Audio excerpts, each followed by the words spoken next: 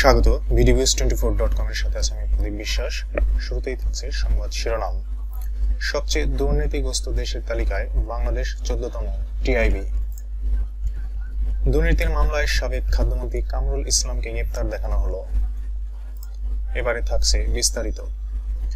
সবচেয়ে দুর্নীতিগ্রস্ত দেশের তালিকায় বাংলাদেশ 14তম। টিআইবি 2024 সালে বিশ্বের সবচেয়ে দুর্নীতিগ্রস্ত দেশের তালিকায় বাংলাদেশের অবস্থান দাঁড়িয়েছে 14তম। 2023 সালে এই অবস্থান ছিল 10তম। বাংলাদেশের 4 ধাপ এগিয়ে যাওয়ার কারণ এদেশের দুর্নীতি কমেছে তা নয়, বরং বাংলাদেশ নাম্বার আরো কম পেয়েছে।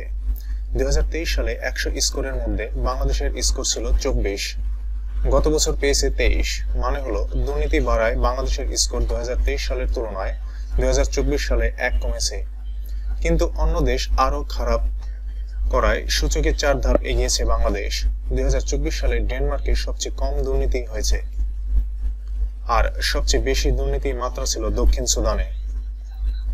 আজ মঙ্গলবার সকালে রাজধানীর ধানমন্ডির মাইডাস সেন্টারে ট্রান্সপারেন্সি ইন্টারন্যাশনালের দুর্নীতি ধারণা সূচক সিপিআই 2024 প্রকাশ করে ট্রান্সপারেন্সি ইন্টারন্যাশনাল বাংলাদেশ টিআইবি। টিআইবির নির্বাহী পরিচালক ইফতেখারুজ্জামান এ তথ্য তুলে ধরেন।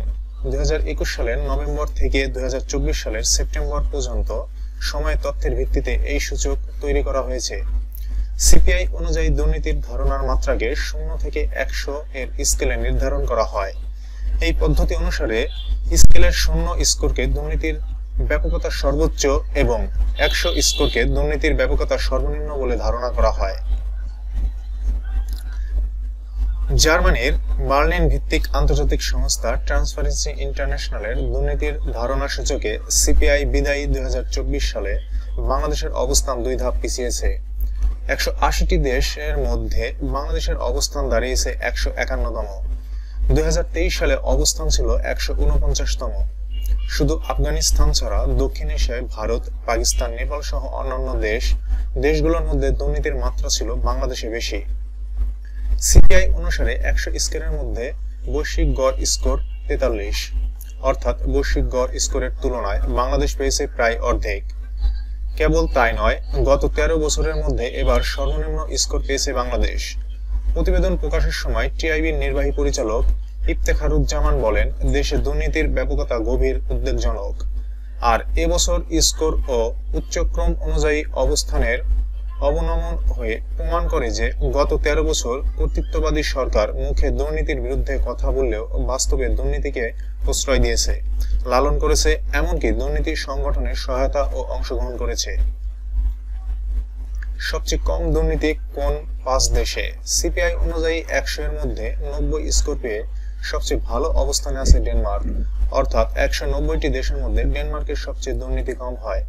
তারপর সবচেয়ে কম দুর্নীতি থাকা দেশগুলোর মধ্যে প্রায় 88 স্কোর নিয়ে ফিনল্যান্ড দ্বিতীয়, 84 স্কোর নিয়ে সিঙ্গাপুর তৃতীয়, 83 স্কোর নিয়ে নিউজিল্যান্ড চতুর্থ এবং 81 স্কোর নিয়ে যৌথভাবে লুক্সেমবার্গ, নরওয়ে ও সুইজারল্যান্ড 5ম স্থানে রয়েছে। দক্ষিণ এশিয়ার দেশগুলোর মধ্যে সবচেয়ে কম দুর্নীতি হয় ভুটানে। 100 এর মধ্যে 72 স্কোর নিয়ে তাদের অবস্থান 18তম। দেশটিতে 2023 সালের তুলনায় দুর্নীতি কমেছে। ভুটানের ধারে কাছে নেই দক্ষিণ এশিয়ার অন্য দেশগুলো।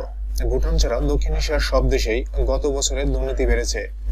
দক্ষিণ এশিয়ার 8টি দেশের মধ্যে আফগানিস্তানে পরই বাংলাদেশের দুর্নীতির মাত্রা সবচেয়ে বেশি। 2024 সালে বিশ্বের সবচেয়ে বেশি দুর্নীতির মাত্রা ছিল দক্ষিণ সুদানে। দেশটির স্কোর 100 এর মধ্যে মাত্র 8। তারপর সর্বোচ্চ দুর্নীতির মাত্রা বেশি সোমালিয়া, ভেনেজুয়েলা এবং সিরিয়ায়। দুর্নীতির মামলায় সাবেক খাদ্যমন্ত্রী কামরুল ইসলামকে গ্রেপ্তার দেখানো হলো। জ্ঞাত আয় বহির্ভূত সম্পদ অর্জনের মামলায় সাবেক খাদ্যমন্ত্রী কামরুল ইসলামকে গ্রেপ্তার দেখানো হয়েছে। দুদকের করা এ সংক্রান্ত আবেদনের পরিপ্রেক্ষিতে ঢাকা মহানগরের জ্যেষ্ঠ বিশেষ জজ আদালত আজ মঙ্গলবার এ আদেশ দেন। এর আগে আজ কামরুল ইসলামকে আদালতে হাজির করে দুদক। পরে দুদকের পক্ষ থেকে কামরুল ইসলামকে গ্রেপ্তার দেখানোর আবেদন করা হয়। আদালত শুনানি নিয়ে কামরুল ইসলামকে দুদকের মামলায় গ্রেপ্তার দেখানোর আবেদন মঞ্জুর করেন। এর আগে 5 ফেব্রুয়ারি কামরুল ইসলামের 15টি ব্যাংক হিসাব অবরুদ্ধ করার আদেশ দেন আদালত।